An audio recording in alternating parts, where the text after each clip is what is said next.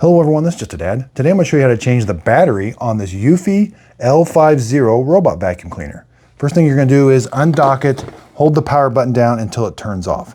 Then we're going to flip it on its back. Here's the battery compartment right here.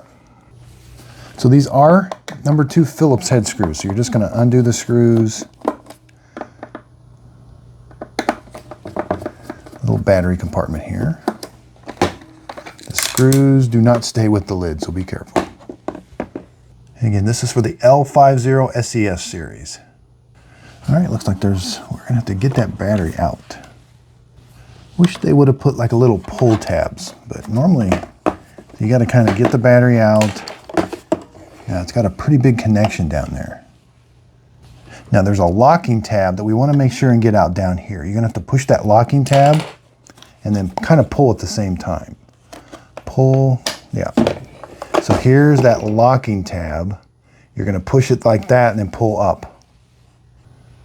Okay, it looks like it's a lithium ion battery. Model number AK330, 14.4 volts DC, 2,600 milliamp hours, 36 watt hours. Let's just measure it real quick. It's about 2 3/4. And it looks like it's a square. 1.5 inches by 1.5 inches. Yeah, it's a square.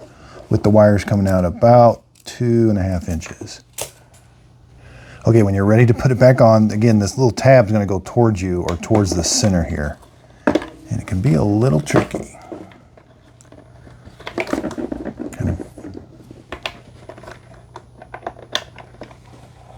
Okay, that turned out to be pretty tricky getting that on. But make sure it's pushed down all the way.